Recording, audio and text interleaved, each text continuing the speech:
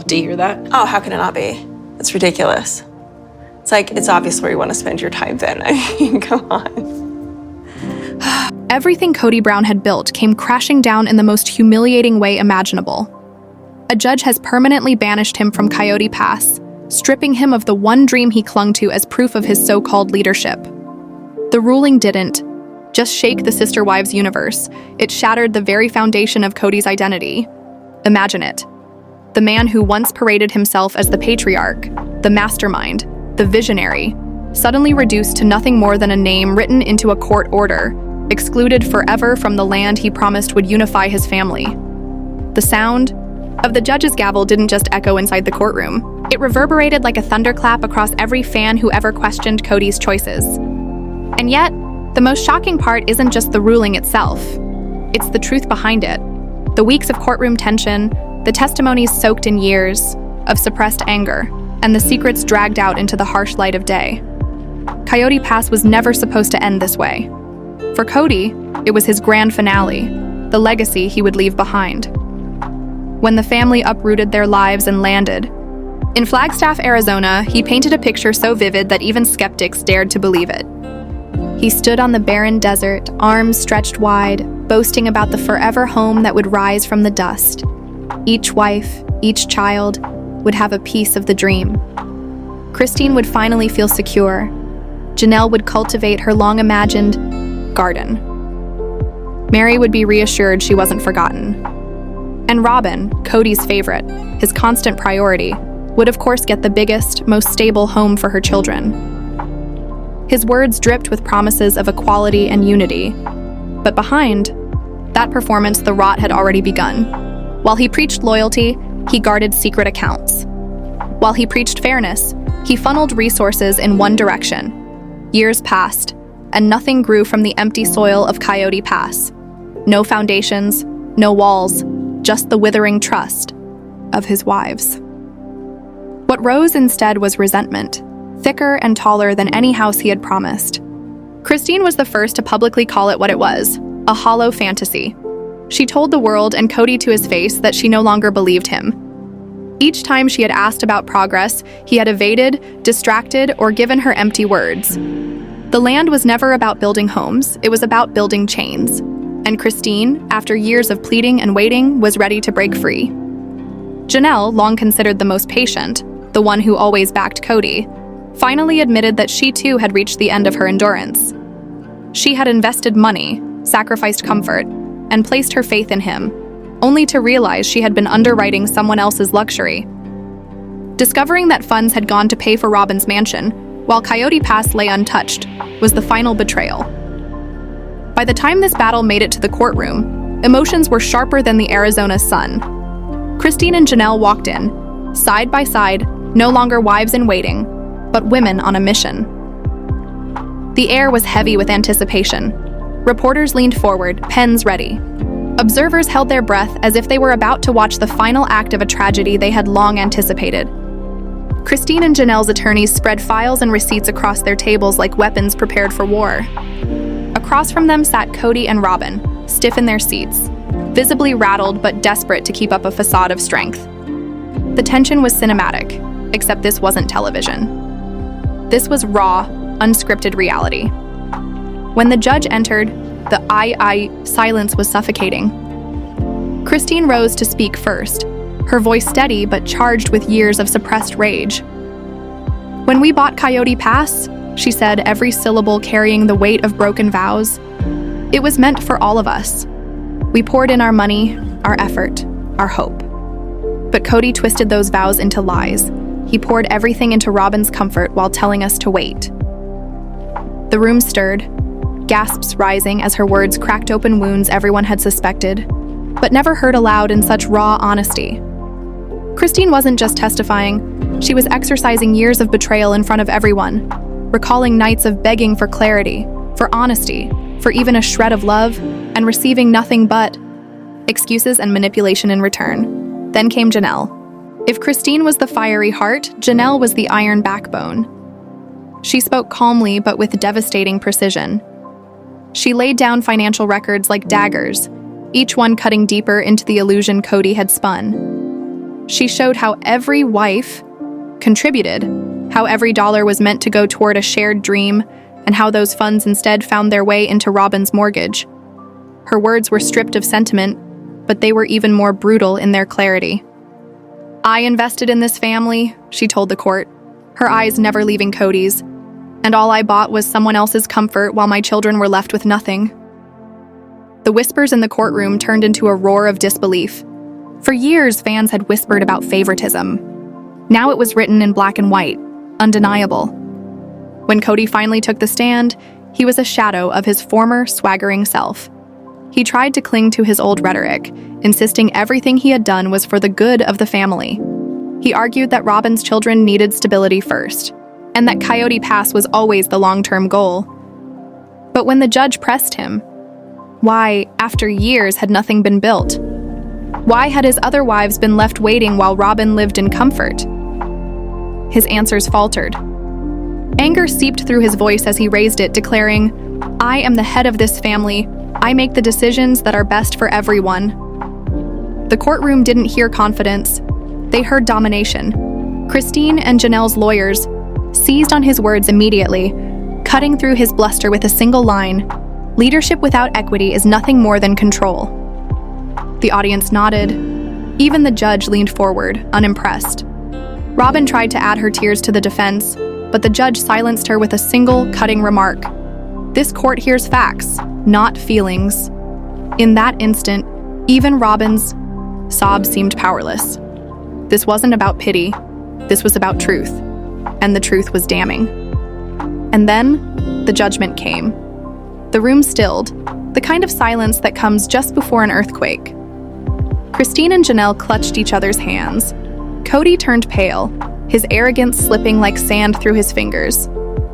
Robyn's quiet. Prayers filled the air. The gavel fell, and with it came words that redefined everything. Kody Brown is permanently excluded from Coyote Pass.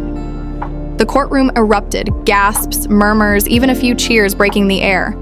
In that single moment, the man who had once wielded control over everyone had lost the one thing he thought was his ultimate symbol of power. Coyote Pass, the dream, the promise, the manipulation, it was gone. But this was not the end. This was the start of a war bigger than property lines, bigger than money. It was a reckoning.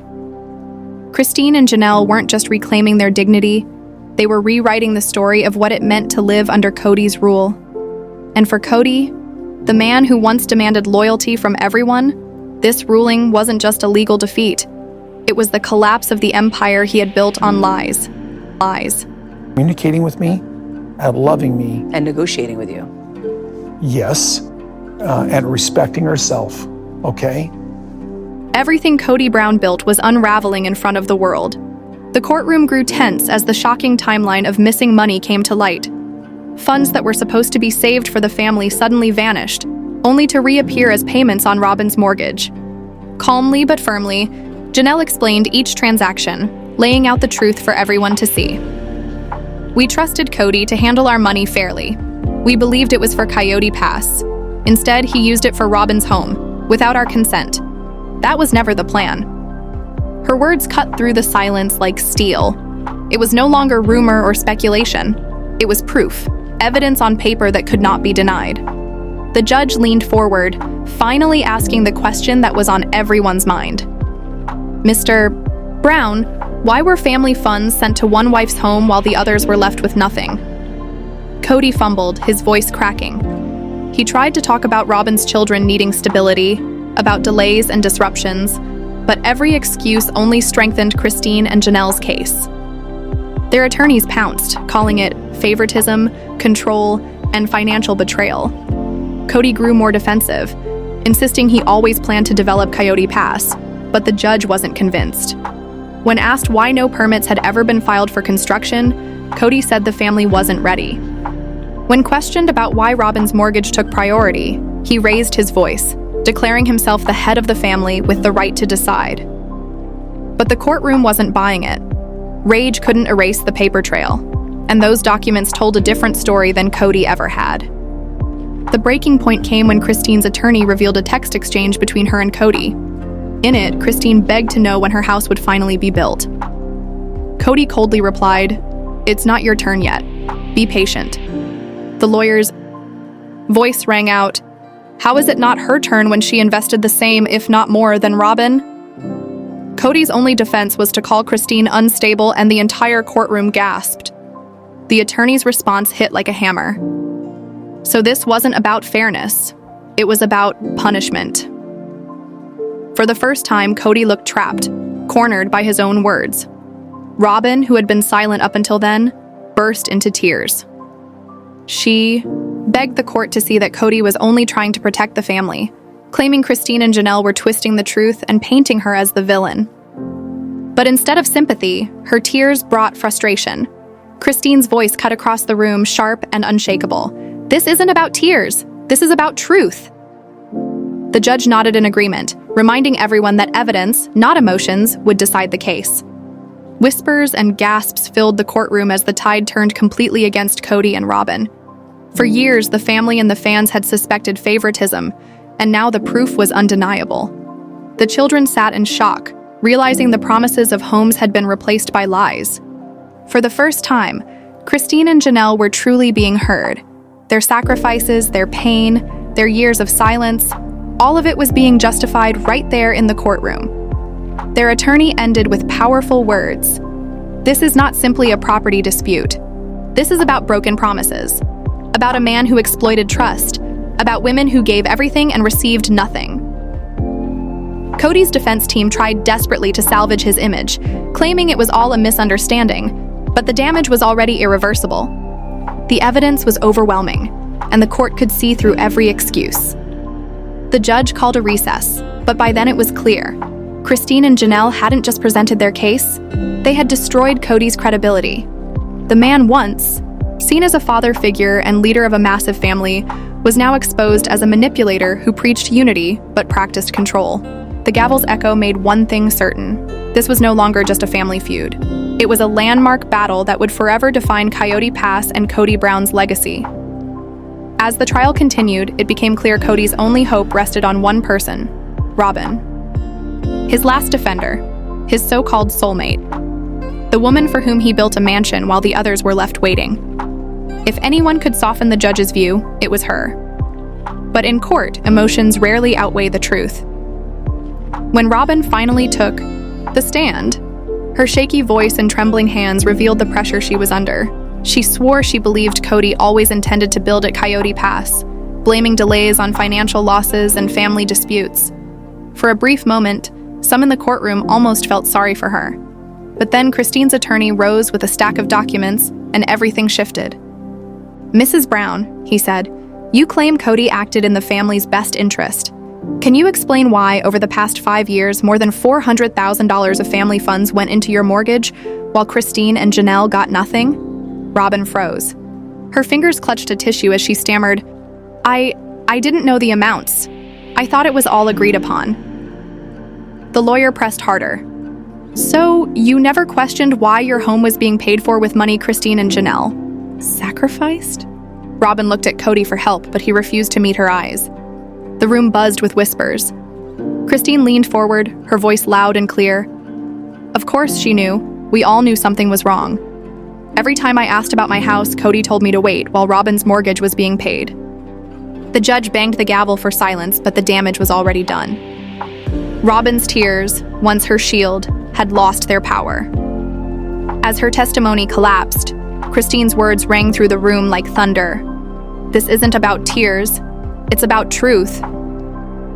That one sentence became the headline, the soundbite, the moment that defined the trial. Robyn left the stand broken, her head bowed, while Christine and Janelle sat strong side by side. The defense was in ruins, and Kody's empire of control was falling apart piece by piece. Each courtroom drama always ends with a single defining moment, the verdict. And in the case of Kody Brown versus Christine and Janelle, that final judgment was unlike anything fans, followers, and even the judge himself had ever witnessed. For weeks, the courtroom had been ablaze with fiery testimonies, mountains of financial evidence, and emotional breakdowns. Christine stood tall with unshakable determination. Janelle arrived armed with cold, undeniable receipts. Robyn's defense. collapsed under pressure, but everyone waited for the gavel to strike, for the words that would decide the fate of Coyote Pass.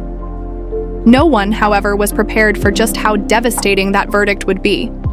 Kody Brown wasn't only declared guilty of violating contracts and exploiting family resources, he was handed a punishment so absolute, so humiliating, that it shook the very foundation of his legacy. Kody Brown was permanently banned from ever setting foot on Coyote Pass again. The land he once called the family's crown jewel was stripped away from him forever. The day of the ruling was like a storm rolling in. Journalists filled the steps of the courthouse, cameras flashing, microphones extended, while Sister Wives fans gathered to witness history. Inside, the air was suffocating with tension. Christine sat upright, her hands clasped, her jaw locked with resolve. Janelle sat quietly. Beside her, calm but unyielding, her gaze fixed on the bench. Across the aisle, Kody sat with Robyn, his bravado gone, his face pale, his eyes hollow. For the first time, he looked like a man about to lose everything.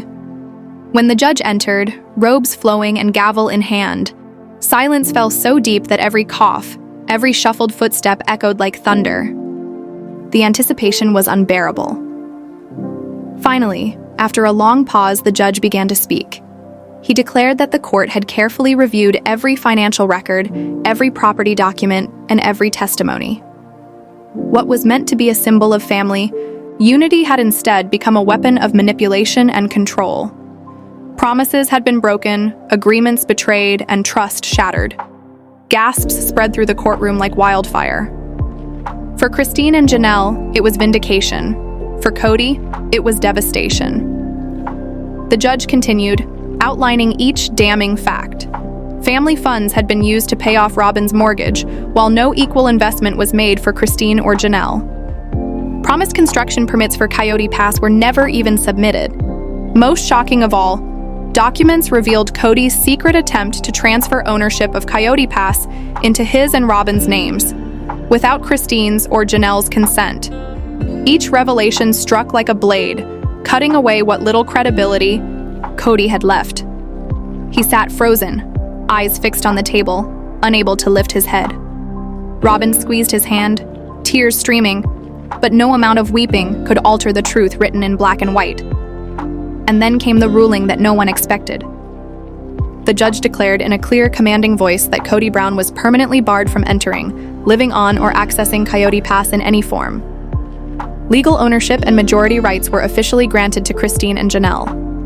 The courtroom exploded. Gasps, murmurs, even applause filled the room before the gavel slammed for order. Kody's head shot up in shock, whispering to himself, "Permanently banned." Robyn broke into uncontrollable sobs. Christine leaned back in her chair, glowing with triumph, while Janelle closed her eyes, her relief finally washing over her. It wasn't just a win. It was a complete and total victory. The judge explained further, making it clear that this was not a decision made lightly.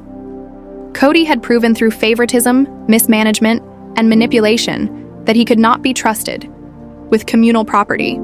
Therefore, stripping him of access was necessary to protect those who had contributed in good faith. The meaning was clear.